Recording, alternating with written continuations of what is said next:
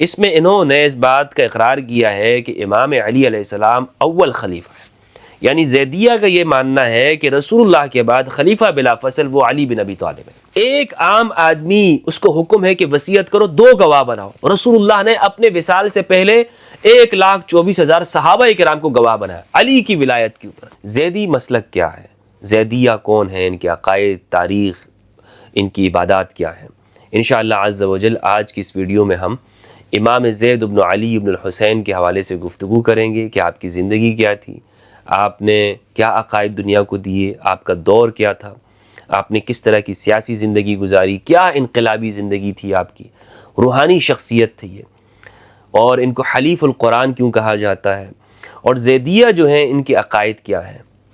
اس حوالے سے انشاءاللہ عز و جل میں آپ کے سامنے کچھ چیزیں پیش کروں گا، اور یہ ساری باتیں میں جو زیدیہ کی معتبر کتابیں ہیں، خاص طور پر جو مرتضیٰ بن زید المحتوری جو یمن کے عالم تھے، زیدیہ کے بڑے ریسرچر اور اسکالر، ان کی جو کتاب ہے الزیدیہ، اس سے میں یہ گفتگو آپ کے سامنے اکثر مواد جو ہے وہاں سے میں آپ کے سامنے پیش کر رہا ہوں۔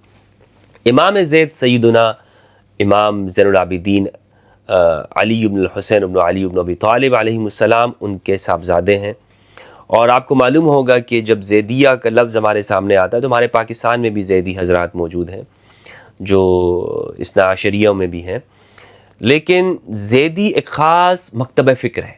یہ جو زیدی مکتبہ فکر ہے یہ بھی اہل البیت کے ائمہ میں سے ہیں۔ دنیا بھر کے اندر زیدیہ پائے جاتے ہیں، جزائر میں، عمان میں، اور ان کی اکثریت جو پائی جاتی ہے وہ یمن کے اندر ہے۔ یمن کے 2 حصے ہیں، شمال اور جنوب، دونوں میں زیدی پائے جاتے ہیں۔ زیدیوں کے بارے میں یہ کہا جاتا ہے کہ یہ اہل سنت کے قریب ہیں، یعنی ان کے جو معتقدات ہیں وہ اہل سنت کے قریب ہیں۔ اس لیے آج ہم ان کے عقائد کے بارے میں خصوصی گفتگو کریں گے کہ آخر ان کے عقائد کیا ہیں، اور کیا یہ بات درست ہے کہ یہ اہل سنت کے زیادہ قریب ہیں۔ ان کی جو عقائد پر بھی انشاءاللہ میں آپ کو چیدہ عقائد ضرور بتاؤں گا، اور اس کی تفصیل بھی اور ان کے دلائل بھی آپ کے سامنے پیش کروں گا۔ امام زید علیہ السلام کے حوالے سے کچھ روایات ہماری اہل سنت والجماعت کی کتابوں میں بھی ملتی ہیں، خاص طور پر سیوطی نے جامع الاحادیث کے اندر حدیث کا نمبر ہے 37,296، کنز العمال میں متقی الہندی نے وہ کہتے ہیں کہ حذیفہ بن الیمان رضی اللہ عنہ سے روایت ہے، حضرت حذیفہ فرماتے ہیں کہ رسول اللہ صلی اللہ علیہ وآلہ وسلم نے ایک مرتبہ حضرت زید بن حارثہ کو دیکھا۔ حضرت زید بن حارثہ رسول اللہ صلی اللہ علیہ وآلہ وسلم پر ان لوگوں میں سے ہیں کہ جنہوں نے پہلے ایمان قبول کیا، سابقون الاولون میں سے ہیں، اور یہ غلام تھے۔ ان کی جانب دیکھا اور آپ رو پڑے، اور فرمایا کہ المظلوم من اہل بیتی، میرے اہل البیت میں سے ایک مظلوم، سمیع ھذا، جن کا نام اس کے نام پر ہوگا، والمقتول فی اللہ، اللہ کی راہ میں اس کو قتل کیا جائے گا، میری امت میں وہ شخص ہوگا کہ جسے سولی پہ لٹکایا جائے گا، سمیع ھذا، اس کا نام بھی اسی کے نام پر ہوگا۔ وَأَشَارَ إِلَى زَيْدِ بْنِ حارثہ، اور زید بن حارثہ کی جانب اشارہ کرتے ہوئے آپ نے یہ فرمایا اور کہا کہ اے زید ہمارے قریب ہو جاؤ، اے زید بن حارثہ ہمارے قریب ہو جاؤ، اللہ آپ کی محبت کو اور بڑھائے۔ فَإِنَّكَ سَمِيُّ الْحَبِيبِ مِنْ وَلَدِ زَيْدٍ، اس لیے کہ تم میرے محبوب بچے، میرے پیارے بچے زید کے نام پر تمہارا نام ہے۔ اللہ اکبر۔ تو امام زید علیہ السلام کے مناقب میں اس کو ذکر کیا جاتا ہے۔ ابو قاسم البغدادی نے مناقب الامام زید کے اندر یہ نقل کیا اور فرماتے ہیں کہ امام موسیٰ بن جعفر علیہ السلام، امام موسیٰ کاظم نے یہ فرمایا کہ ہمارے جو چچا تھے، ہمارے جو چچا جان ہے یعنی زید شہید، وہ اپنی والدہ کی بہت خدمت کرنے والے تھے، اپنی والدہ کے بہت اطاعت گزار تھے، اور اتنی اطاعت کیا کرتے تھے کہ اپنی والدہ کے سامنے کبھی بھی اونچی آواز کے اندر انہوں نے گفتگو نہیں کی، کہ والدہ کی آواز کے اوپر آواز بھی اونچی نہیں ہونی چاہیے۔ ان کا نام میں نے آپ کو بتا دیا، ان کو جو لقب ہے وہ حلیف القرآن ہے، زید الشہید کہا جاتا ہے۔ میں کوفہ کے اندر ان کا جو مزار ہے وہاں پر میں نے حاضری بھی دی ہے، 2 سے 3 مرتبہ میں وہاں پہ مجھے یہ شرف حاصل ہوا ہے کہ میں وہاں پر میں نے زیارت کی ہے۔ یہ شہید ہوئے ہیں، شہید کیوں ہوئے اس پر میں انشاءاللہ آگے آپ کو بیان کرتا ہوں۔ آپ کی جو پیدائش ہے یہ 75 ہجری میں ہوئی ہے، اور اس بارے میں یہ استاد محتوری لکھتے ہیں ولد عام 75 ہجریاً، یہ پیدا ہوئے 75 ہجری میں، اور ان کی والدہ کے بارے میں لکھا ہوا ہے کہ یہ ایک سندھیہ تھی، لیکن اس سے ہمارے بہت سارے جو زیدی ہیں یمن کے ان لوگوں کا انکار ہے، وہ کہتے ہیں کہ نہیں یہ بات درست نہیں ہے۔ کہ وہ سندھ سے تعلق تھا، لیکن کئی یمنی حضرات سے میری گفتگو ہوئی ہے تو انہوں نے یہی بات کہی ہے، اسی لیے اہل یمن جو اہل سندھ ہیں، ہم سندھی جو سندھ کے لوگ ہیں ان سے ایک بہت محبت کرتے ہیں کہ یہ ہمارے رشتہ دار ہیں۔ اچھا، واقعہ بیان کیا جاتا ہے کہ جب امام علی بن الحسین یعنی زین العابدین علیہ السلام کو یہ خوشخبری دی گئی کہ آپ کے صاحبزادے ہوئے ہیں یعنی زید الشہید، تو آپ نے قرآن مجید کھولا۔ یہ اس کو لکھتے ہیں، آپ نے مصحف کھولا، اس وقت آپ قرآن مجید پڑھ رہے تھے تو یہ آیت ان کے سامنے آئی، ان اللہ اشتری من المؤمنین انفسهم واموالهم بان لهم الجنہ، کہ اللہ نے مومنوں سے ان کی جان اور ان کے اموال کو خرید لیا ہے۔ آپ نے پھر قرآن مجید میں اس کو کھولا تو بند کیا اور کھولا تو یہ آیت آپ کے سامنے آئی، وَلَا تَحْسَبَنَّ الَّذِينَ قُتِلُوا فِي سَبِيلِ اللَّهِ أَمْوَاتٌ بَلْ أَحْيَاءٌ عِندَ رَبِّهِمْ يُرْزَقُونَ، سورہ آل عمران کی یہ آیت آپ کے سامنے آئی 169۔ آپ نے پھر بند کر کے اسے کھولا تو یہ آیت سامنے آئی، وَفَضَّلَ اللَّهُ الْمُجَاهِدِينَ عَلَى الْقَاعِدِينَ أَجْرًا عَظِيمًا، نساء کی 95، کہ اللہ نے مجاہدین کو ان کی فضیلت دی ہے بیٹھے ہوئے لوگوں کے اوپر، اجر عظیمہ، بہت بڑا اجر دیا ہے۔ تو آپ نے ان کا نام، آپ کو یہ بار بار جب یہ آیات اس طرح جہاد سے متعلق آ رہی تھی تو امام زین العابدین علیہ السلام سمجھ گئے کہ میرا یہ بیٹا بڑا ہو کر مجاہد بنے گا، دین کی خدمت کرے گا، تو آپ نے ان کا نام زید رکھا۔ کیا نام رکھا؟ زید رکھا۔ امام زید علیہ السلام یہ ایسی شخصیت ہیں کہ ان کے اندر ان کی جو امامت کی جو شرائط ہیں، زیدیہ کا کہنا یہ ہے کہ وہ تمام شرائط ان کے اندر پائی جاتی، یعنی ان کا علمی مقام اور ان کی زندگی کو آپ دیکھیں تو جو شجاعت ہے، جو آپ نے کربلا کے بعد جو قیام کیا ہے، علمی مقام کے اندر تو یہی بات کافی ہے کہ آپ نے علم جو حاصل کیا ہے اپنے والد امام زین العابدین علیہ السلام سے حاصل کیا۔ جب امام زین العابدین علیہ السلام کا وصال ہوا تو امام زید کی عمر 14 سال تھی، تو قرآن مجید کا علم، احادیث کا علم، اس کی جو تکمیل کی ہے تو پھر اپنے بڑے بھائی امام محمد الباقر علیہ السلام کے ہاتھوں ہوئی ہے، یعنی امام محمد الباقر نے پھر آگے ان کو مزید علوم پڑھائے ہیں۔ استاد مرتضیٰ بن زید المحتوری اپنی کتاب الزیدیہ میں لکھتے ہیں کہ آپ نے علم اپنے والد، اپنے بڑے بھائی امام محمد باقر اور مدینہ میں کبار تابعین اور علماء سے علم اخذ کیا ہے۔ ابان بن عثمان بن عفان، عبید اللہ بن ابی رافع، عروہ بن زبیر، ابو طفیل عامر بن واصلہ، جابر بن عبداللہ رضوان اللہ علیہم ورحمہم اللہ، ان علماء اور جلیل القدر تابعین سے اور صحابہ سے، ابو طفیل عامر بن واصلہ یہ صحابی ہیں، ان سے علم حاصل کیا ہے۔ امام زید نے مختلف اسفار کیے ہیں، آپ نے شام بھی گئے ہیں، آپ عراق بھی گئے ہیں۔ شام آپ جب آئے تو آپ نے یہاں دیکھا کہ ایک مذہب شام کے اندر، ایک فرقہ ایسا وجود میں آ گیا تھا بنو امیہ کے زمانے میں کہ جن کا ماننا یہ تھا کہ حکمران کی مطلق اطاعت کرنی ہے۔ شبلی نعمانی نے ایک الکلام اور علم الکلام کے اندر اس بات کو لکھا ہے کہ یہ جبری مذہب ہے نا، جبریہ مذہب بنو امیہ کی حکومت کے دور میں شروع ہوا ہے۔ جبریہ کسے کہتے ہیں؟ جبری اسے کہتے ہیں کہ آپ انسان مجبور محض ہے، انسان کو کوئی اختیار نہیں ہے، یعنی اس کو اگر کہا جائے کہ تو کھڑا رہے تو وہ کھڑا رہے، اس کو کہا جائے کہ تو بیٹھا رہے تو بیٹھا رہے، یعنی اس پر کسی طرح کا بھی حکمران آ جائے، ظالم حکمران آ جائے تو اسے چوں چرا کرنے کی ضرورت نہیں ہے، کیونکہ یہ سب خدا کی جانب سے اس کے اوپر آئے ہیں، یہ خدا کی جانب سے اس پر مسلط ہوئے ہیں، یہ اس کے اپنے اعمال ہے کہ جو اس پر آئے ہیں، اور اسے ریزسٹنس دکھانے کی کوئی ضرورت نہیں ہے، احتجاج کرنے کی ضرورت نہیں ہے۔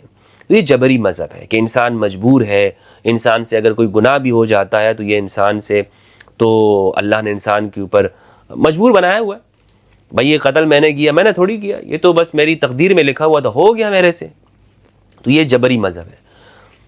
تو امام زید علیہ السلام جب شام گئے وہاں پہ دیکھا کہ اس طرح کے لوگوں کے خیالات ہیں کہ وہ یہ کہتے ہیں کہ بھائی حکمران کی مطلق اطاعت کرنی ہے، حکمران سے کوئی مخالفت نہیں کرنی، یہ حکمران جیسا بھی ہے تمہارے اوپر تو آ گیا ہے نا، تو اب تمہیں زبان کھولنے کی کوئی ضرورت نہیں ہے، اب تم چپ چاپ اس کی بات سنتے رہو، مانتے رہو، ظالم ہے، تمہارے اوپر ظلم کرتا ہے، تمہاری پیٹھ کو مارتا ہے، تمہیں کوڑے لگائے، کچھ بھی کرے، تم نے اس کے خلاف کوئی احتجاج نہیں کرنا، زبان سے کچھ نہیں بولنا ہے۔ تو اس وقت امام زید علیہ السلام نے ان لوگوں سے مناظرے کیے اور ان لوگوں کے سامنے قرآن و سنت سے دلائل پیش کی۔ اس لیے آپ دیکھیں گے کہ جو زیدیہ ہے نا، کہ یہ ان کے اندر ایک مکمل ان کے اندر یہ بات پائی جاتی ہے کہ یہ خروج کرتے ہیں، بلکہ یہ ان کا بنیادی عقیدہ ہے، آگے جا کر میں انشاءاللہ آپ کو بیان کروں۔ ان کے جو شاگرد ہیں یحییٰ بن زید، ابراہیم بن الحسن، عمر بن علی بن الحسین، امام زین العابدین علیہ السلام کے ایک بیٹے کا نام عمر بھی تھا، ابو خالد عمرو بن خالد الواسطی، ابو حنیفہ نعمان بن ثابت جو حنفیوں کے امام ہیں، مسلم بن شہاب الزہری، ابان بن ابی عیاش، ابان بن تغلب، ابو حمزہ السمالی، خالد بن صفوان، شعبہ بن الحجاج، یہ حدیث کے بہت بڑے ائمہ ہیں اہل سنت والجماعت کے۔ ان کی جو کتابیں ہیں امام زید علیہ السلام کی، وہ دو طرح کی ہیں۔ میں یہاں پر ان کی کتابوں پر گفتگو کرنے سے پہلے ان کی جو سیاسی زندگی ہے اس پر میں گفتگو کرنا چاہتا ہوں، اور اس پر اگر آپ نے اردو زبان میں کوئی مفصل کتاب دیکھنی ہو تو مناظر احسن گیلانی رحمہ اللہ کی جو دارالعلوم دیوبند سے ان کا تعلق تھا، ان کی ایک شاندار کتاب ہے ابو حنیفہ کی سیاسی زندگی۔ بنیادی طور پر وہ ابو حنیفہ کی زندگی سے زیادہ امام زید کی زندگی اس کے اندر بیان ہے، اور ابو حنیفہ کا سیاسی مسلک اس میں بیان کیا گیا ہے۔ تو اس میں آپ یہ پڑھ سکتے ہیں، امام زید کے حوالے سے آپ کو اردو زبان کے اندر تفصیل سے معلومات ملیں گی۔ عربی زبان میں اس پر ابو زہرہ مصری رحمہ اللہ نے امام زید کے حوالے سے ایک کتاب لکھی ہے، بہت شاندار۔ ان کی کتابیں ابو حنیفہ کے اوپر بھی ہیں، امام جعفر صادق علیہ السلام کے اوپر بھی ان کی کتابیں موجود ہیں، ان کی زندگی کے اوپر۔ تو یہ دو کتابیں میں نے آپ کو بتائی جو بہت آپ کے لیے مطالعے کے اندر مفید ہوں گی۔ ان کے سیاسی مسلک کے حوالے سے بتاتا چلوں کہ ہشام بن عبد الملک الاموی کے زمانے میں انہوں نے قیام کیا، اور اس قیام کے اندر آپ نے اپنے ساتھ اہل سنت کو بھی شامل کیا، اور تمام لوگوں تک یہ بات پہنچائی کہ ہم پر یہ بات واجب ہو گئی ہے کہ ہم اس حکومت کے خلاف کہ جس کے ہاتھ امام حسین کے خون سے رنگے ہوئے ہیں، اہل البیت کے خون سے رنگے ہوئے ہیں، ان کا خاتمہ کیا جائے، ان کو حکمرانی کرنے کا کوئی حق نہیں ہے۔ تو امام زید نے اپنے جو قیام کیا ہے اس میں ابو حنیفہ نے بھی آپ کا ساتھ دیا۔ امام حنیفہ کا فتویٰ بھی موجود ہے کہ آپ کا آج کے دن نکلنا اسی طرح ہے جس طرح کہ آپ کے جو نانا ہیں رسول اللہ صلی اللہ علیہ وآلہ وسلم بدر کے دن آپ نے قیام کیا تھا مشرکین کے خلاف، اور امام ابو حنیفہ نے اس میں امام زید کا ساتھ دیا کہ جو آج زیدی بھی اس بات کے معترف ہیں، بلکہ جو یہ کتاب ہے زیدیہ مرتضیٰ محتوری کی، اس میں بھی انہوں نے اس بات کو تسلیم کیا ہے کہ ابو حنیفہ کا ایک بہت بڑا تعلق جو ہے وہ امام زید علیہ السلام کے ساتھ تھا، بلکہ بعض نے تو یہ تک لکھا ہے کہ ابو حنیفہ ایک زیدی شیعہ تھے، کیونکہ ابو حنیفہ نے بہت سارے شیعہ حضرات یہ سوال کرتے ہیں کہ بھائی اگر یہ بات تھی ابو حنیفہ اتنا بڑا محب اہل بیت تھا تو اس نے کتابیں کیوں لکھی، فقہ کیوں ترتیب دی؟ بھائی ابو حنیفہ نے کوئی فقہ ترتیب نہیں دی ہے، ابو حنیفہ کی فقہ کا کوئی وجود نہیں ہے، ابو حنیفہ نے اپنی زندگی میں کوئی کتاب ہی نہیں لکھی ہے۔ شبلی نعمانی کو آپ دیکھ لیں کہ انہوں نے جو ابو حنیفہ کی زندگی پر کتاب لکھی، وہ کہتے ہیں کہ ابو حنیفہ کی جانب جو الفقہ الاکبر منسوب ہے نا، یہ بھی ضعیف ہے، ابو حنیفہ کا ایک چھوٹا رسالہ بھی موجود نہیں ہے۔ ابو حنیفہ معروف معنوں کے اندر آپ دیکھیں تو زیدی شیعہ تھے، زندگی بھر انہوں نے امام زید کا ساتھ دیا۔ ہاں، اس کے ساتھ ساتھ یہ بات ضرور ہے کہ وہ خلفائے ثلاثہ کا احترام کرنے والے فرد تھے، اور ان کو آپ رافضی نہیں کہہ سکتے، تو یہ ان کے اندر ایک بات تھی۔ تو امام زید علیہ السلام کو شہید کیا گیا، آپ کو یعنی اس انقلاب کے اندر آپ کو کامیابی نہیں ہوئی، اور آپ کی شہادت بہت المناک ہے۔ کہتے ہیں کہ پہلے تو آپ کے جسم کو دو حصوں میں تقسیم کیا گیا، اور سر کو جو ہے وہ الگ کر کے اسے لٹکا دیا گیا، پھر آپ کے جو ماننے والے تھے انہوں نے دفنایا، کچھ لوگوں نے مخبری کی، اور ان کے جسم کو پھر قبر سے نکالا گیا، جلایا گیا، سولی پہ لٹکایا گیا۔ ہاں، سولی پہ لٹکا کے، یعنی تقریباً کچھ کہتے ہیں کہ 2 سال تک آپ کو کوفہ کے دروازے پہ لٹکا کے رکھا گیا آپ کے جسم کو، بعض کہتے ہیں کہ 4 سال تک۔ بہرحال پھر ولید کے حکم سے ان کو اتارا گیا، اور پھر ان کو جلا کر ان کی راکھ کو بہایا گیا۔ یہ جو عراق کے اندر جو مزار ہے، یہ ان کی اس جگہ کے اوپر ایک یوں سمجھ لیں کہ ایک نسبت ہے، ورنہ تو ان کے جو جسم ہے ان کو اسی طرح ان کے ساتھ کیا گیا۔ بہت مظلومانہ ان کی شہادت ہے، اللہ تعالیٰ رحمت نازل فرمائے ان کے اوپر۔ جلیل القدر انسان تھے، بہت جلیل القدر۔ ابو حنیفہ جب ان کے بارے میں سنتے تھے نا تو زار و قطار رویا کرتے، اتنا روتے تھے ابو حنیفہ کے وہ بے ہوش ہو جایا کرتے تھے۔ امام زید کے بارے میں جب سنا ان کا جب ذکر آیا کرتا تھا، امام زید کا جب ان کے سامنے نام لیا جاتا تھا، تو یہ میں نے آپ کو بیان کیا کہ یہ ان کی ایک سیاسی زندگی تھی۔ ان کی جو کتابیں علمی طور پر موجود ہیں، 2 طرح کی کتابیں ہیں، حدیث کے بارے میں اور فقہ کے بارے میں۔ جو حدیث کے بارے میں ان کا جو طریقہ ہے، مسند زید بھی موجود ہے، وہ آپ پڑھیں گے، اور مسند امام اعظم، تو دونوں آپ کو ملتے جلتے نظر آئیں گے۔ یعنی بہت سارا لٹریچر جو زیدیہ کا اور حنفیوں کا ہے وہ آپس میں، جو قدیم زمانے کا ہے وہ آپس میں ملتا ہے۔ روایت یہ امام علی علیہ السلام کے سلسلے سے کرتے ہیں اپنے آبا سے، یعنی امام علی ابن الحسین سے، وہ امام حسین سے، وہ امام علی علیہ السلام سے، یہ ان کا سلسلہ ہے۔ اور اسی سلسلے سے یہ آگے ان کے جو لٹریچر ہے اسے جمع کیا ہے ابو خالد الواسطی نے، المتوفیٰ 150 ہجری، انہوں نے امام زید علیہ السلام کی حدیث کے اس کام کو جمع کیا۔ ان کی ایک کتاب ہے کتاب الایمان، اس کتاب میں انہوں نے مرجیہ کے اوپر رد کیا ہے۔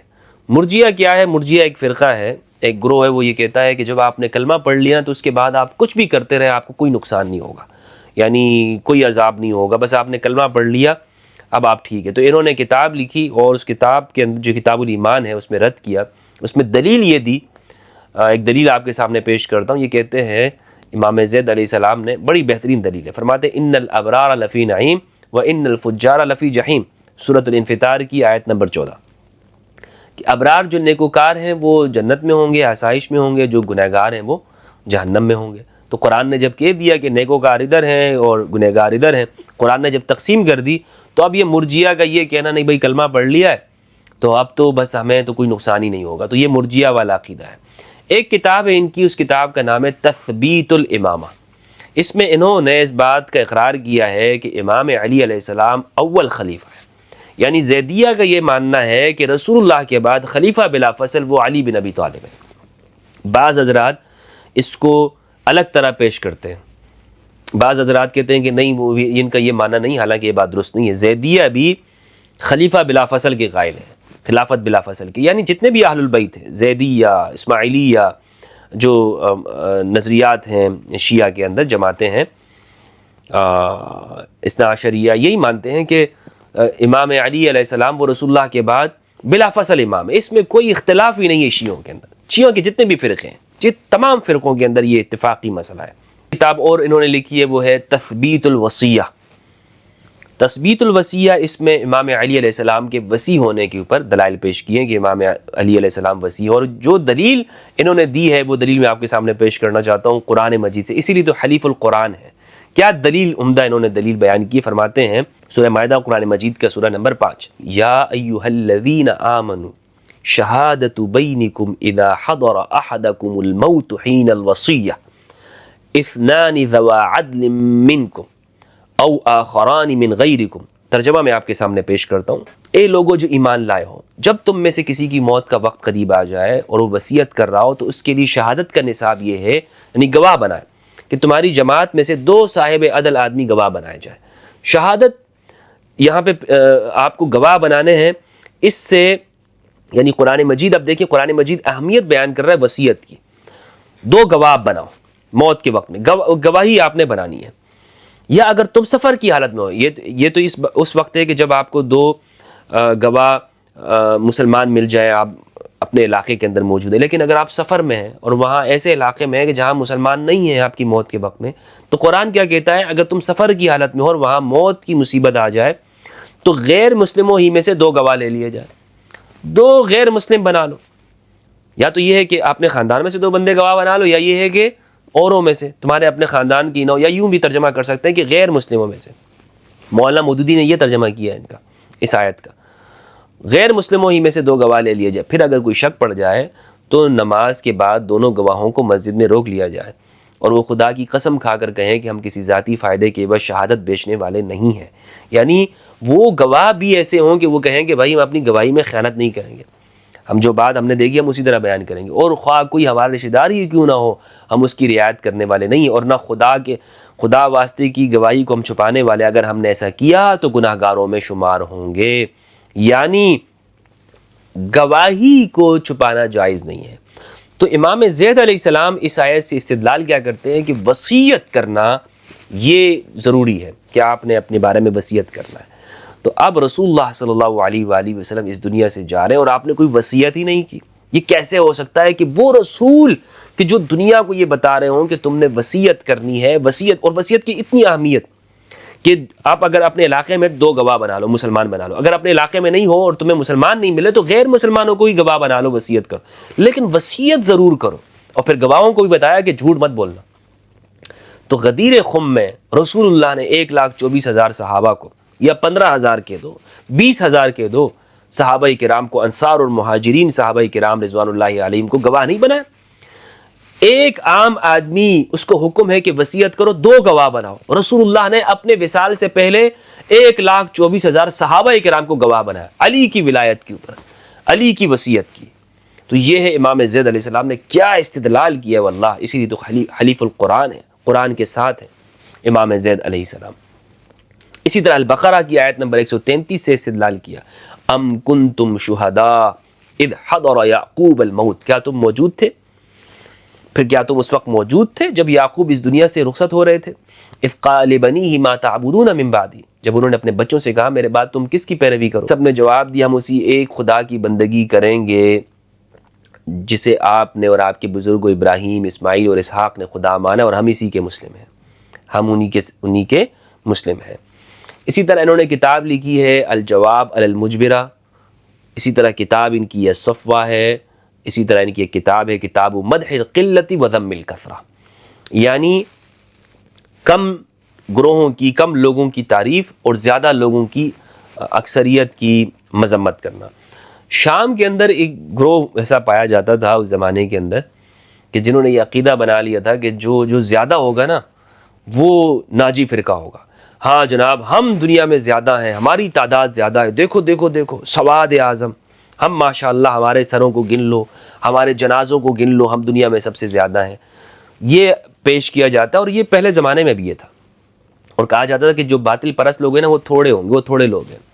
امام زید علیہ السلام نے اس نظریے اور فکر کو رد کرتے ہوئے قرآن مجید کی آیات سے استدلال کیا کہ قرآن میں، پورے قرآن کو آپ شروع سے آخر تک دیکھ لیں کہ قرآن کم لوگوں کی، کم کی حمایت کرتا ہے، مدح کرتا ہے، اور زیادہ کی، اکثریت کی مذمت کرتا ہے۔ امام زید نے اس کے اوپر ایک کتاب لکھی تھی۔ اب میں آپ کے سامنے زیدی عقائد کو بیان کرنا چاہتا ہوں۔ ایک ہے فکر اور ایک ہے ان کی انقلابی یعنی عملی زندگی سے تعلق رکھنے والی بات ہے، آپ ان کو سیاسی زندگی سے بھی تعبیر کر سکتے ہیں۔ فکری جو چیزیں ہیں وہ 6 ہیں، یعنی یہ 6 چیزیں جو مانے گا وہ زیدی ہوگا، جو ان 6 باتوں کو نہیں مانے گا وہ زیدی نہیں ہوگا۔ کون کون سی چیزیں؟ نمبر 1 توحید، عدل، امامت، خروج علی الظالم بالسیف، المنزلہ بین المنزلتین، اور نمبر 6 الوعد والوعید۔ اچھا ان سب یہ جو 6 ہیں نا، یہ جو ٹرمز ہیں ان کے اپنے اپنے معنی ہیں۔ ایسے نہیں ہے کہ توحید کا معنی صرف آپ یہ سمجھیں کہ آپ نے زبان سے لا الہ الا اللہ کہہ دیا تو یہ اس کو توحید کہتے ہیں، نہیں، اس کا ایک خاص معنی ہے۔ وہ کیا ہے میں آپ کے سامنے بیان کرتا ہوں، ترتیب وارہ ان 6 چیزوں کو سمجھتے ہیں۔ نمبر 1 توحید۔ زیدیہ کے ہاں توحید کا جو عقیدہ ہے، جو اصول ہے ان کے ہاں، وہ کیا ہے؟ اس سے مراد صرف زبان سے لا الہ الا اللہ ایک خدا کا اقرار نہیں ہے، بلکہ اس سے مراد یہ ہے کہ توحید الذات والصفات، یعنی اللہ کی ذات اور صفات میں فرق نہ کرنا، یعنی جو صفات ہیں وہ عین ذات ہیں، صفات یہ ذات سے جدا نہیں ہے۔ صفات اور ذات کیا ہے؟ ذات تو جیسے اللہ کی ذات ہے، صفات علم، سمع، بصر، قدرت اور اللہ کی طاقت، حلیم ہونا، یہ اللہ کی عین ذات ہے۔ یعنی ایسا نہیں کہا جا سکتا کہ پہلے صفات وجود میں آئی ہیں یا ذات وجود میں آئی ہے، بلکہ یہ ساتھ ساتھ ہیں، دونوں ایک دوسرے کے ساتھ ہیں۔ دوسری بات جو ہے عدل۔ عدل کیا ہے؟ اللہ عادل ہے، اللہ ظلم نہیں کرتا، اللہ کسی پہ ظلم نہیں کرتا۔ اب یہاں پہ عدل سے مراد صرف جسٹس یعنی انصاف نہیں ہے، یہاں پہ عدل سے کیا مراد ہے؟ سورہ نساء کی آیت نمبر 40 ہے، اس سے استدلال کرتے ہوئے یہ کہتے ہیں ان اللہ لا یظلم مثقال ذرہ وَإِن تَكُ حَسَنَةً يُضَاعِفْهَا وَيُؤْتِ مِن لَّدُنْهُ أَجْرًا عَظِيمًا۔ اللہ کسی پر ذرہ بر بھی ظلم نہیں کرتا، اچھائی ہو اللہ اس کو بڑھا دیتا ہے اور اپنی جانب سے بہت اجر دیتا ہے۔ سورہ فصلت کی آیت نمبر 46 ہے من عمل صالحا فلنفسه ومن اساء فعليها وما ربك بظلام للعبید۔ جو اچھا عمل کرے گا تو اپنی ذات کے لیے کر رہا ہے، جو برا کر رہا ہے تو وہ اپنی ذات کے اوپر اس کو نقصان ہوگا۔ آپ کا رب بندوں کے اوپر بالکل ظلم نہیں کرتا۔ سورہ یونس کی آیت نمبر 44 ہے، یونس 10 کی آیت نمبر 44، ان اللہ لا یظلم الناس شیئا، اللہ لوگوں پر بالکل ظلم نہیں کرتا، ولیکن الناس انفسهم یظلمون، لیکن لوگ اپنے اوپر ظلم کرتے ہیں۔ اب اس عدل سے مراد کیا ہے؟ بھئی اس عدل سے مراد یہ ہے اللہ نے انسانوں کو مجبور پیدا نہیں کیا۔ کیا مطلب ہے مجبور کا؟ یعنی ایسا نہیں ہے کہ اللہ نے گناہ انسان کے اندر ڈال دیے ہوں، گناہ کی جو ساری طاقت ہے یا گناہوں کو ہی اللہ نے انسان کے اندر ڈال دیا، اور اب جب وہ انسان گناہ کر لیتا ہے تو اللہ پھر اس سے پوچھتا ہے کہ بھائی تو نے یہ گناہ کیوں کیا۔ ملحدین بھی اعتراض کرتے ہیں نا کہ بھائی جب گناہ اللہ نے پیدا کیے ہیں اور شیطان کو اللہ نے پیدا کیا ہے اور وہ مجھے گناہ کی جانب لے جاتا ہے، تو پھر مجھ سے یہ پوچھ کیوں ہوگی کہ بھائی تم نے یہ گناہ کیا کیوں؟ یہ سوال ہوتا ہے نا۔ تو زیدیہ نے اس کا جواب بڑا بہترین دیا۔ ان کے عقائد کے اندر آپ یہ دیکھیں کہ خوبصورتی کتنی ہے۔ کہتے ہیں کہ اللہ نے ایسا کیا ہی نہیں ہے کہ آپ کے اندر گناہ جو ہے، جس طرح آپ ایک روبوٹ بنائیں اس کے اندر سارے گناہ ڈال دیں اور ساری نیکیاں ڈال دیں۔ اللہ نے انسان کے اندر خیر اور شر کے اوپر اللہ نے انسان کو مجبور نہیں کیا، نہیں اس بات کے اوپر مجبور کیا ہے کہ آپ ہمیشہ اچھائی کرتے رہیں گے، نہیں اس بات پہ مجبور کیا ہے کہ آپ ہمیشہ برائی کرتے رہیں گے، نہیں، بلکہ یوں کیا ہے اللہ رب العزت نے انسان کو یہ اجازت دی ہے۔ سورہ کہف کی آیت نمبر 29 ہے، اللہ رب العزت نے ارشاد فرمایا فَمَنْ شَاءَ فَلْيُؤْمِنْ وَمَنْ شَاءَ فَلْيَكْفُرْ إِنَّا أَعْتَدْنَا لِلظَّالِمِينَ نَارًا۔ جو چاہتا ایمان لا، جو چاہے کفر کرے۔ اللہ نے دونوں اختیار دیے انسان کو۔ ہم نے ہاں یہ بات بتا دی، ظلم کرو گے، کفر اختیار کرو گے تو جہنم میں جاؤ گے۔ سورہ انفال کی آیت نمبر 51 ہے ذَلِكَ بِمَا قَدَّمَتْ أَيْدِيكُمْ وَأَنَّ اللَّهَ لَيْسَ بِظَلَّامٍ لِلْعَبِيدِ۔ یہ جو تم یہاں جہنم میں آئے ہو نا، یہ جو تم سزا بھگت رہے ہو، تو یہ تمہارے ہاتھوں کی وجہ سے، تمہارے اعمال ہیں۔ اللہ کسی کے اوپر اپنے بندوں پہ ظلم نہیں کرتا۔ یہ آپ دیکھیں کہ اب قرآن مجید کی جو آیات ہیں، ان سے یہ بات کیا بات معلوم ہوئی؟ اس سے یہ بات معلوم ہوئی کہ ظلم اللہ رب العزت انسان پہ نہیں کرتا، ورنہ یہ بات تو ایک ظلم ہو جائے گی نا کہ آپ کسی کے ہاتھ باندھ دیں اور اس کو کہیں کہ بھائی اب تم جاؤ اور یہ چیزیں لے کر آؤ، ایسا تو نہیں ہو سکتا۔ تو اللہ سبحانہ و تعالیٰ نے انسان کو یہ اختیار دیا ہوا ہے، اس کو چھوڑ دیا انسان کو۔ اللہ نے انسان کو دونوں رستے دکھا دی، یہ اچھائی ہے، یہ برائی ہے۔ یہ نہیں کہا کہ نہیں تم ہاتھ باندھ دیے، اب تم جو ہے نا تم نے اگر یہ کام کیا تو تم سے پوچھوں گا میں۔ اللہ سبحانہ و تعالیٰ نے ایسا نہیں کیا۔ تیسری جو چیز ہے امامت۔ امامت کیا ہے؟ امامت یہ ہے کہ مسلمانوں کے اوپر یہ بات واجب ہے کہ وہ اپنا ایک امام مقرر کریں۔ یہ زیدیہ کے ہاں بنیادی چیز شرط ہے امامت کے اندر۔ امام لوگ، مسلمانوں کی جماعت اپنا امام ضرور بنائے گی۔ دیکھیں امام بناتے نہیں ہیں، وہ مقرر کرتے ہیں۔ بنانا یہ نہیں کہ یعنی اس کے اندر امامت کی شرائط نہیں ڈال سکتے کہ مثلا کسی بندے کو کھڑا کر دیں اور کہیں یہ امام ہے، ایسا نہیں ہے۔ زیدیہ کا نظریہ یہ ہرگز نہیں ہے کہ ایک شخص وہ ہو کہ جو امام بننے کی صلاحیت ہی نہ رکھتا ہو اور اس کو آپ کہیں کہ بھائی یہ امام ہے، نہیں۔ امامت ان کے ہاں باقاعدہ اس کی شرائط ہے، اور یہ شرائط دو طرح کی، اس کو ہم تقسیم کرتے ہیں، نمبر ایک خلقی اور نمبر دو اکتسابی۔ نمبر ایک خلقی، نمبر دو اکتسابی۔ خلقی کیا ہے؟ یہ 5 چیزیں ہیں۔ نمبر ایک عاقل بالغ ہونا، نابالغ نہیں بن سکتا۔ مذکر ہونا، یعنی عورت امام نہیں بن سکتی۔ آزاد ہونا، غلام نہیں بن سکتا۔ علوی فاطمی ہونا، یعنی غیر علوی غیر فاطمی نہیں بن سکتا۔ اب اس میں چاہے وہ ذریت امام حسن سے ہو یا ذریت امام حسین سے ہو، یعنی چاہے وہ حسنی ہو چاہے حسینی ہو، اس میں یہ فرق نہیں کرتے، علوی ہونا ضروری ہے۔ سلیم الحواس ہونا، یعنی اس کے حواس، اس کے ہاتھ پیر کے جو اعضاء ہیں یہ سلیم ہو، بالکل مکمل ہو، سالم ہو، یعنی ہاتھ پیروں سے معذور نہ ہو، وغیرہ وغیرہ۔ اچھا، اکتسابی جو شرائط ہیں وہ کیا ہے؟ یعنی خود جو حاصل کر سکتا ہے، اجتہاد کی شرائط اس کے اندر پوری ہو، علم اسے حاصل ہو، متقی ہو، سخی ہو، کنجوس نہ ہو، صاحب تدبیر ہو، فہم رکھتا ہو، اپنے زمانے کا سب سے افضل انسان ہو، اپنے زمانے کا سب سے افضل انسان ہو۔ استاذ محتوری نے یہ بات لکھی ہے کہ امام علی علیہ السلام اپنے زمانے میں سب سے افضل انسان تھے، اور یہ جو زیدیوں کے بارے میں کہا جاتا ہے نا کہ افضل کی موجودگی میں مفضول امام بن سکتا ہے، یہ ان کا راجح قول نہیں ہے۔ ان کا جو راجح قول ہے وہ یہی ہے کہ افضل کی موجودگی میں مفضول کی امامت درست نہیں ہے۔ یہ کہتے ہیں ان الامام علی افضل الخلق بعد رسول اللہ وانہ الخلیفۃ بعدہ۔ امام علی رسول اللہ صلی اللہ علیہ وآلہ وسلم کے بعد سب سے افضل انسان تھے، اور رسول اللہ کے بعد خلیفہ بھی وہی ہیں، پھر ان کے دونوں بیٹے حسن و حسین، پھر جو ان کی اولاد میں سے آئے۔ وَهُوَ مَا عُرِفَ بِحَصْرِ الْإِمَامَةِ فِي الْبَطْنَيْنِ بِشَرْطِ أَنْ يَكُونَ الْقَائِمُ بِهَذَا الْمَبْدَإِ آمِرًا بِالْمَعْرُوفِ نَاهِيًا عَنِ الْمُنْكَرِ مُسْتَكْمِلًا لِشُرُوطِ الْإِمَامَةِ، یعنی یہ ساتھ میں ضروری ہے کہ وہ امر بالمعروف اور نہی عن المنکر بھی کرتا ہو۔ وہ جو حسنی حسینی ہے امام، وہ امر بالمعروف بھی کرے اور نہی عن المنکر بھی کرے۔ اب امر بالمعروف اور نہی عن المنکر کیا ہے؟ کہ آپ لوگوں کو کہیں غلط بات دیکھتے ہوئے کہ بھائی یہ غلط ہے، اور اچھی بات دے کر آپ اچھی بات کا حکم دیں اور بری کاموں سے آپ لوگوں کو روکیں۔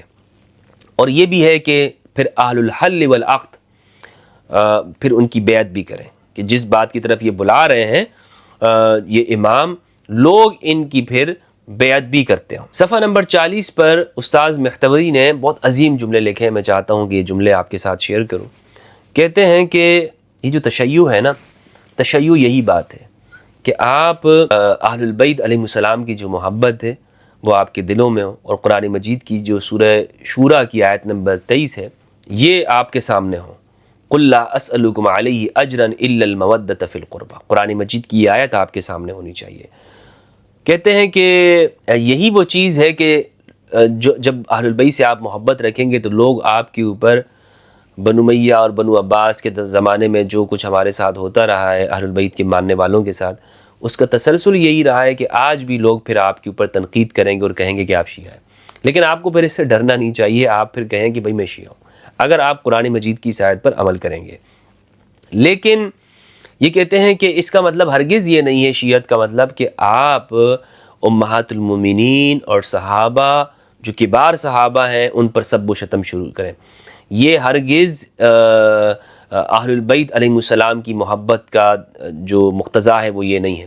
کہتے ہیں کہ بنو امیہ میں سے ایک صالح کی مثال انہوں نے دی ہے، اور وہ کون ہے؟ عمر بن عبدالعزیز رحمہ اللہ۔ انہوں نے رحمہ اللہ لکھا ہے، یہ زیدی ہیں۔ دیکھیں عمر بن عبدالعزیز کو کیوں؟ اس لیے کہ عمر بن عبدالعزیز اگرچہ وہ بنو امیہ میں سے تھے لیکن ان کا عمل کتنا صالح ہے، کیا کیا انہوں نے؟ جو بدعات تھیں اس کا خاتمہ کیا۔ کہتے ہیں کہ جب وہ حکمران بنے تو انہوں نے جو اموی زمانے کے اندر جو حکمران امام علی پر لعن کیا کرتے تھے اس کا خاتمہ کر دیا۔ ایک مرتبہ عمر بن عبدالعزیز کو ایک شخص نے اٹھ کے کہا، اس کا نام تھا عمر بن شعیب بن محمد بن عمر بن عاص۔ اس نے کہا کہ عمر بن عبدالعزیز یہ سنت ہے، سنت ہے۔ کیا چیز؟ یعنی علی کو لعنت کرنا۔ عمر بن عبدالعزیز نے اپنی نگاہیں اس کی جانب پھیری اور کہا کہ قبحک اللہ تلک البدعہ، تلک البدعۃ لا السنہ، اللہ تیرا برا کرے بدبخت انسان، یہ سنت نہیں ہے، یہ سنت نہیں، یہ بدعت ہے، بدعت ہے۔ یہ کیا ہے؟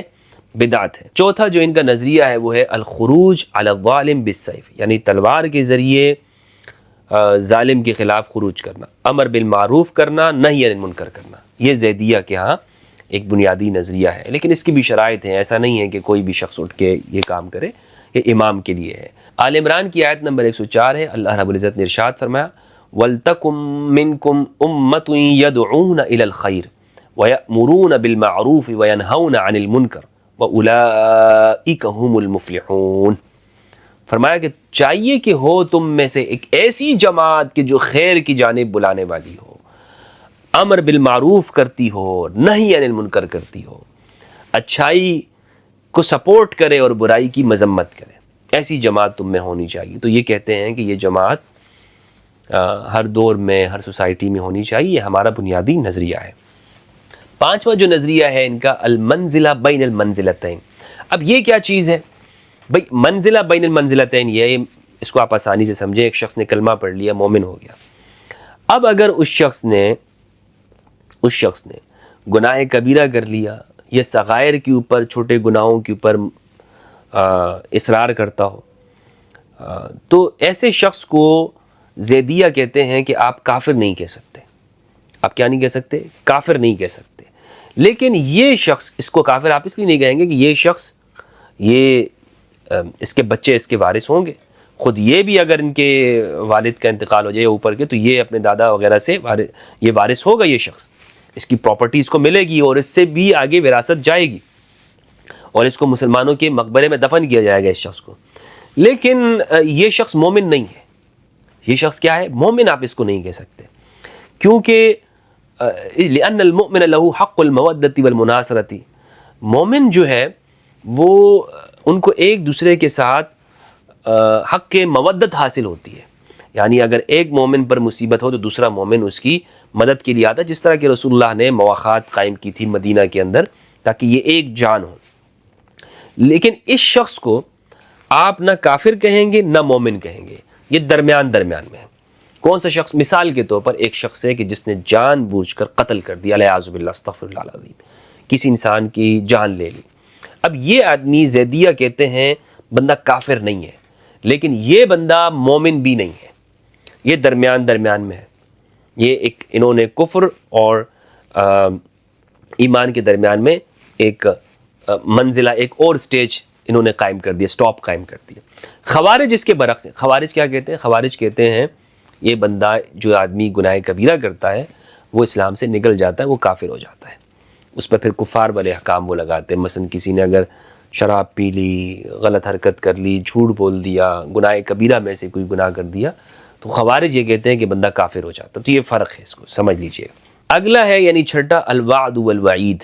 وعد الوعید کیا چیز ہے؟ وعد الوعید یہ ہے کہ اللہ سبحانہ و تعالیٰ نے جو نیکوکاروں کے لیے انعامات کا وعدہ کیا ہے وہ نیکوکاروں کو دے گا، اور جو گنہگاروں کے لیے جو عذاب کا وعدہ کیا ہے وہ ان کو ملے گا. ایسا نہیں ہو سکتا کہ اللہ سبحانہ و تعالیٰ نیکوکاروں کو اٹھا کے وہ جہنم میں ڈال دے اور جو جہنم میں جانے والے ان کو اٹھا کے جنت میں ڈال دے. کیوں؟ اگر ایسا ہوا تو اللہ سبحانہ و تعالیٰ کی نے جو قرآن مجید میں یہ ارشاد فرمایا کہ لا یأتیہ الباطل من بین یدیہ ولا من خلفہ تنزیل من حکیم حمید، فصلت کی 42، کہ کوئی باطل دائیں بائیں اس کلام کے نہیں آ سکتا. تو یہ بات تو باطل ہو جائے گی نا کہ مثال کے طور پر اللہ نے فرمایا قرآن میں جگہ جگہ پر ان الذین آمنوا وعملوا الصالحات لهم جنات تجری من تحت الانہار خالدین فیہا ابدا رضی اللہ عنہم ورضوا عنہ. جگہ جگہ پر قرآن مجید کہتا ہے کہ جو ایمان لاتے ہیں، نیک اعمال کرتے ہیں، ان کو جنت میں داخل کیا جائے گا، ہمیشہ کے لیے ہوں گے. قرآن مومنین کے لیے انعامات ذکر کرتا ہے، کافرین کے لیے عذاب ذکر کرتا ہے. تو اب ان لوگوں کو اللہ اٹھا کے جہنم میں ڈال دے، یہ تو خود اللہ کے اپنے کلام کی خلاف ہو جائے گا، اور اللہ ایسا نہیں کرنے والا. تو یہ الوعد وعید ان کا ایک نظریہ. انہوں نے جو ایمان کی ڈیفینیشن کی ہے وہ کہتے ہیں کہ تین عناصر سے مل کر ایمان بنتا ہے. نمبر 1 تصدیق بالجنان، دل سے ضمیر آپ کا تصدیق کرتا ہوں، اندر سے آپ تصدیق کرتے ہو اللہ ایک ہے، رسول اللہ کی رسالت کے اوپر، قرآن کے اوپر. وَإِقْرَارٌ بِاللِّسَان، زبان سے اقرار کرتے ہو. وَعَمَلٌ بِالْجَوَارِحِ وَالْأَرْكَانِ، اور آپ کے جو اعضاء ہیں، جو آپ کی جو باڈی ہے وہ اس کے مطابق عمل بھی کریں. اسی لیے قرآن نے کہا نا ان الذین آمنوا وعملوا الصالحات، ایمان لایا اور عمل صالح کیا. یعنی عمل صالح وہ ایمان سے جدا نہیں ہے، عمل صالح ایمان سے جدا نہیں ہے. اب ان کی کچھ عقائد ہیں جو میں آپ کے سامنے پیش کرنا چاہتا ہوں، کچھ ان کی فکر ہے. وہ کیا ہے؟ نمبر 1 رؤیت باری تعالی. یہ وہ ساری چیزیں ہیں جو میں آپ کو بتا رہا ہوں، جو بھی اس کا قائل ہوگا وہ زیدی ہوگا. اچھا آپ یہ دیکھ لینا کہ اس میں کوئی ایک سنی بھی زیدی ہو سکتا ہے، ایسا نہیں کہ ایک سنی زیدی نہیں ہو سکتا. یہ ان کے اندر بڑی وسعت ہے. اور وہ وسعت کیوں ہے؟ یہ کہتے ہیں کہ چونکہ انہوں نے جو امام زید علیہ السلام تھے انہوں نے سب کے ساتھ وقت گزارا، جو اہل سنت جو اکابر اپنے زمانے کے سمجھے جاتے ہیں ان کے ساتھ بھی اور دیگر بھی. کہتے ہیں رؤیت باری تعالی، اللہ کے دیکھنے کے بارے میں ان کا قول یہ ہے، قائل اس بات کے ہیں کہ اللہ کو نہیں دیکھا جا سکتا، نہ دنیا میں نہ آخرت میں. اور قرآن مجید سے استدلال کرتے ہیں، قرآن مجید کی آیات ہیں. حضرت موسیٰ علیہ السلام سے اللہ نے کہا کہ لن ترانی، تم مجھے ہرگز نہیں دیکھ سکتے ہو. اسی طرح سورہ انعام کی آیت ہے لا تدرک الابصار وہو یدرک الابصار. سورہ شورى کی 11 لیس کمثلہ شیء وہو السمیع البصیر، اللہ کے جیسا کوئی نہیں ہے. ولا یحیطون بہ علما، طٰہٰ کی 110 کہ اللہ کا کوئی علم کے ذریعے گھیراؤ نہیں کر سکتا، احاطہ نہیں کر سکتا. تو یہ ان آیات سے یہ استدلال کرتے ہوئے کہتے ہیں کہ اللہ کو دیکھنا ممکن نہیں ہے، اللہ کو نہیں دیکھا جا سکتا. ظالموں کے لیے کوئی شفاعت نہیں ہے، شفاعت مومنین کے لیے ہے، کفار کے لیے نہیں. ہمارے یہاں کیا کہتے ہیں؟ گناہ کبیرہ کرنے والا بھی اگر کرے نا تو اس کو شفاعت مل جائے گی. زیدیہ کہتے ہیں نہیں، جس نے بھی کبیرہ گناہ کیا اس کو شفاعت نہیں ہوگی اس کے لیے. والادلة على عدم الشفاعة لأهل الكبائر عقلیۃ ونقلیۃ. کچھ عقلی دلائل بھی ان کے ہیں اور نقلی دلائل بھی. یہ کہتے ہیں کہ یہ ہو ہی نہیں سکتا بھائی. یعنی آپ یہ دیکھیں کہ قرآن مجید میں یہ ہے کہ آپ گناہ کبیرہ سے منع کیا گیا ہے، شرک سے منع کیا گیا ہے. ایک آدمی شرک بھی کر لے پھر کیا اس کو پھر بھی وہ شفاعت ملے گی. قتل کر لے، قتل گناہ کبیرہ ہے. تو یہ ہو نہیں سکتا کہ اس کے لیے شفاعت ہو. اور اسی طرح وما للظالمین من انصار، سورہ بقرہ کی آیت نمبر 270 کہ ظالموں کو کوئی مددگار نہیں ہوگا، ایک قیامت کے اندر کوئی اس کی مدد نہیں کرے گا، ظالم جو بھی ظالم شخص ہوگا۔ تو یہ کہتے ہیں کہ بھائی جو گناہ کبیرہ کرنے والے ہیں نا ان کے لیے شفاعت نہیں ہے۔ خلق قرآن کو مخلوق مانتے ہیں، یہ کہتے ہیں قرآن مجید مخلوق ہے، یہ قرآن مجید غیر مخلوق نہیں ہے، یہ ان کا نظریہ، اور بالکل یہی نظریہ جو معتزلہ کا ہے ان کا بھی یہی نظریہ تھا۔ اور واصل بن عطا کے ساتھ بھی امام زید علیہ السلام کی ملاقاتیں ہیں، بلکہ بعض نے کہا ہے کہ واصل بن عطا سے یہ نظریہ لیا ہے، یہ بات درست نہیں ہے۔ واصل بن عطا نے خود محمد بن حنفیہ سے اعتزال کی فکر لی تھی۔ یہ جتنے بھی جو معتزلہ ہیں نا، یہ بنیادی طور پر محمد بن حنفیہ کی کچھ اقوال ایسے ملتے ہیں کہ جس سے ان لوگوں نے استدلال کیا ہے۔ محمد بن حنفیہ کی جو شخصیت ہے آپ یہ دیکھیں کہ کیسانیہ بھی ان کی جانب منسوب ہیں، مختار الثقفی انہی کی امامت کی بیعت لوگوں کو دلواتا تھا رحمہ اللہ، اور بہت ساری چیزیں محمد بن حنفیہ، خود جو مرجئہ فرقہ کے بارے میں کہا جاتا ہے، جو ابو حنیفہ کے اوپر ایک الزام ہے محدثین نے لگایا ہے کہ ابو حنیفہ مرجی تھے، خود حضور شیخ عبد القادر جیلانی رحمہ اللہ نے غنیۃ الطالبین کے اندر لکھا ہے کہ ابو حنیفہ مرجئہ تھے۔ غنیۃ الطالبین کے اندر بعض لوگوں نے کہا ہے کہ یہ شیخ عبد القادر جیلانی کی تصنیف ہے یا نہیں، لیکن بہرحال اس کتاب کے اندر یہ الفاظ موجود ہیں۔ تو یہ ایک بہت وسعت ہے، اہل بیت کے گھرانے کے اندر بہت سارے جو عقائد آپ کو ملیں گے، لوگ جو آج موجود ہیں وہ یہیں سے ادھر ادھر، چاہے اچھی باتیں ہوں یا اس طرح کے عقائد ہوں جو معتزلہ کے ہیں، یہ آپ کو کہیں نہ کہیں کر کے محمد بن حنفیہ کی جانب بھی ملیں گے۔ تو اچھی باتیں سے مراد یہ ہے کہ جو فقہ ہے اہل سنت کی، جو فقہ ہیں، جو چاروں فقہ ہیں، یہ اہل البیت کے شاگرد ہیں سارے ان کے ائمہ، ٹھیک ہے۔ تو علم کلام کے اندر بھی آپ دیکھ لیں، معتزلہ یہ شاگرد ہیں محمد بن حنفیہ کے۔ چوتھا جو ان کا نظریہ ہے وہ ہے خلود فی النار کا، یعنی جو بھی جہنم میں ایک مرتبہ چلا گیا وہ واپس نہیں آ سکتا۔ یہ جو بھی نظریات رکھتا ہوگا وہ شخص زیدی ہے، وہ اپنے آپ کو سمجھے کہ بھائی وہ زیدی عقائد کے اوپر ہے۔ تو یہ ایک میں نے آپ کے سامنے بریف مکمل ان کے جو امام زید کی زندگی اور ان کے عقائد ہیں میں نے آپ کے سامنے پیش کر دیا۔ اللہ کریم سے دعا ہے کہ پروردگار ہم سب کو قرآن مجید میں تدبر کرنے اور اہل بیت کی معرفت عطا فرمائے۔ والسلام علیکم ورحمۃ اللہ وبرکاتہ۔